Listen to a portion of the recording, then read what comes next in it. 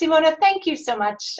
It's really lovely to see you, and I'm really pleased that you have been staying, you and yours have been staying safe and well throughout all of this really scary time. As a fellow fundraising consultant, and I am really curious to hear what you've been seeing in the nonprofit sector. Obviously, with the complete shutdown of the country, that has shifted and changed so much in the community and in the country, and we are seeing that here in the US as well. But I'd love to learn from you. What are some things that you have seen that have changed? So what was it like in the nonprofit sector and in fundraising before COVID-19, the coronavirus? And what are you starting to see as emerging trends now? Okay, thank you very much. First of all, thank you for having me today with you. And yeah, it's a strange time, weird time, unusual, and an unprecedented situation for each of us here. There are some questions that I think are different from the pre-coronavirus situation and compared to the current situation. First of all, the perception of fundraising. Fundraising is a word that has lots of different perception in Italy because it's a very recent profession, quite new profession, with lots of different meanings. Some of them are not that professional, but we have assisted at a spontaneous fundraising in these last weeks. Lots of people reacted to the emergency by starting crowdfunding for public hospitals, or simply raising funds or cooperating with hospitals as volunteers, and by providing lots of different kinds of gifts.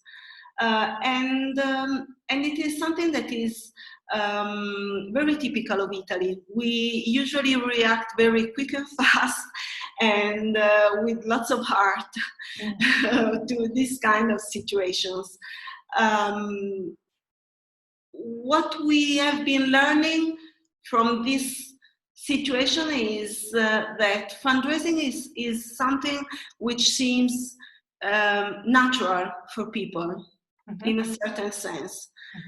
But you need to differentiate the spontaneous fundraising, which is something absolutely good, of course, from the professional one that requires some certain skills and a certain approach, because you need to switch from the one-shot gift to something connected to sustainability, something more stable. So we are trying to manage this issue in order to scale up our fundraising. But what we have noticed in these weeks is that people give. And this is something that we should remember sometime, because sometimes this profession could be perceived as a bit frustrating. But each of us should remember that people give, and this is a fact. Right. So you need to scale up this giving. You need to ask properly. You need to encourage sustainability. But the first thing is that people give. So this is the first lesson that we have learned, I think, from this situation. That's great, and it's something that we have been seeing here in studies in the US, that people will continue to give, and they'll give more because they see that urgent need. So I'm pleased that you're seeing that as well. For those nonprofits that have fundraising staff, how have they been able to navigate through this this crisis? How have they changed their fundraising, and what are the opportunities and the challenges that they've been facing as they try to get through this? Yeah. We went, as a country, we went lockdown from the 8th of March. And I spent the first 2 weeks of quarantine working to shift the fundraising plans I worked on for 2020 to turn them into something affordable and something up to date to these times. So it was and still is not easy, because I think that the economic consequences of this situation will be perceived in the next months. Yeah. Now it's a somewhat stable situation, but I think that we will perceive the consequences, I think, in 2 or 3 months. Yeah. What we, and I mean my agency or the community of fundraisers in Italy, we have been trying to encourage organizations and their staff not to cease to fundraise. Because people give to our public hospitals, but all the other causes deserve gifts, of course. So what we are trying to encourage is keep on their fundraising strategies, more focus on online engagement, or telephone fundraising, or what we call personal meetings at distance, of course. Yeah. But stressing the relational side of the entire process. And what we see now is that it's a very focused and successful approach, because people continue to give, and it's a way to feel more involved in the causes that we love, in the causes that we stand for. So it's important to keep on fundraising. Yeah. And this is the advice that we are spreading. We are spread the voice about to all the organizations throughout Italy. Yeah. That's great. When we reach the other side of this crisis, what do you think will be different for nonprofits in Italy in terms of fundraising?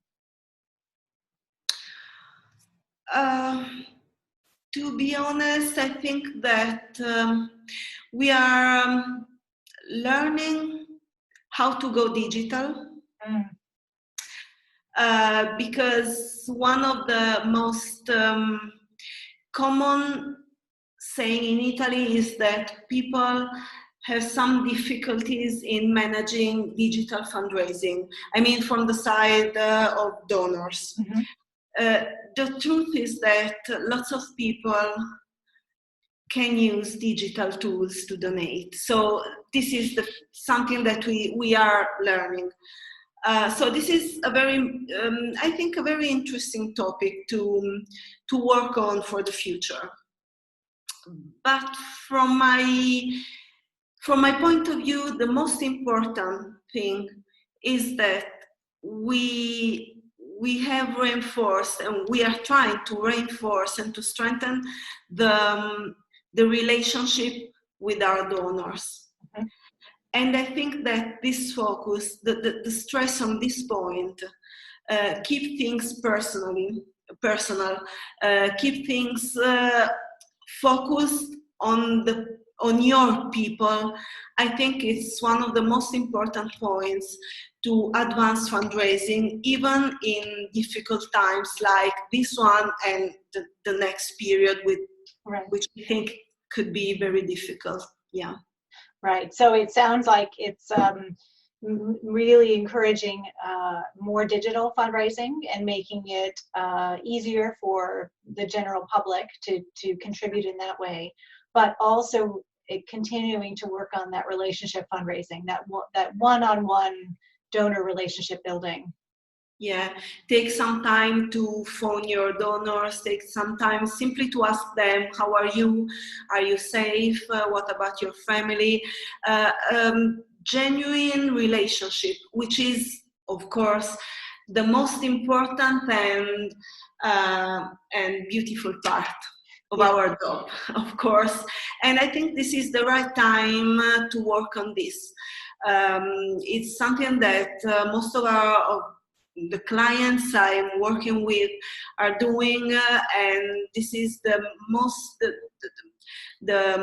important reason, the main reason that seems to prevent a decreasing in fundraising.